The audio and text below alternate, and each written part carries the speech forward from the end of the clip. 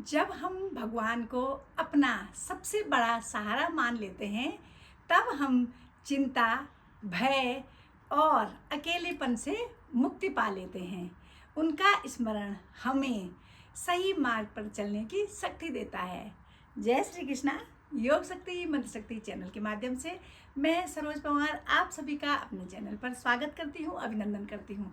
आशा करती हूँ आप सायंकालीन बेला में सभी भगवत गीता की वीडियोस देख रहे होंगे। हमने कई अध्याय कंप्लीट कर लिए हैं।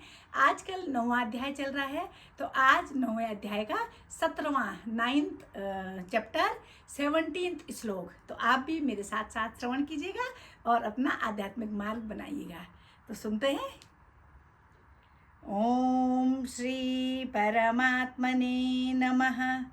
श्री भगवानुवाच पिताहमस्य जगतो माता धाता पितामहः वैद्यं पवित्रमोङ्कार रुक्षाम यजुरेव च।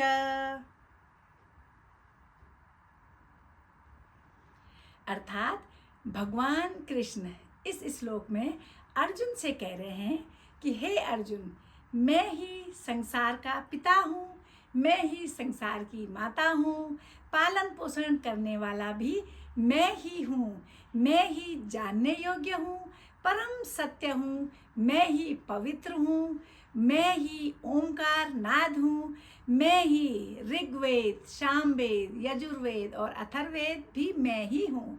अर्थात भगवान ही समस्त सृष्टि के मूल कारण, पालनकर्ता और अंतिम सत्य हैं।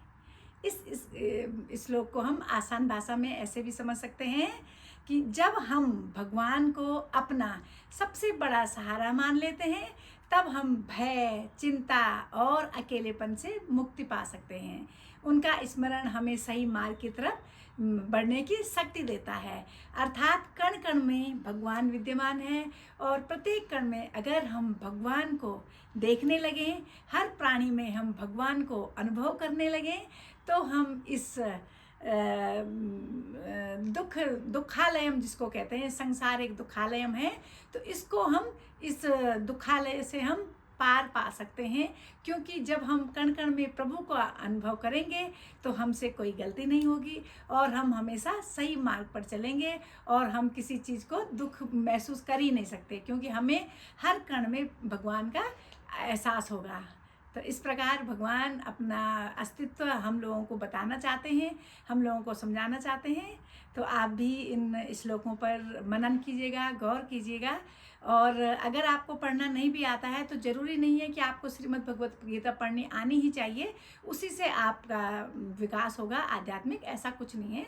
आप श्रवण मात्र से भी अपना विकास कर सकते हैं। बस आपको आवश्यकता है कि आप हर दिन कुछ ना कुछ भजन कीर्तन स्मरण पे लगे रहिए, भगवान का नाम सुमिरन कीजिए। वैसे भी कहा गया है, कलयुग केवल नाम आधारा, सुमिरी सुमिरी नर उतर ही पारा। तो इस कलयुग में जितना इंसान भगवान का नाम जपेगा, भगवान का नाम भजेगा, उतना ही वह इस भवसागर से पार पा सकेगा। तो चलिए मिलती हूँ अगले श्लोक में कल की वीडियो में। तब तक के लिए खुश रहिए, खुशियाँ बांटिए और भगवान का नाम जपते रहिए। जय श्री कृष्णा।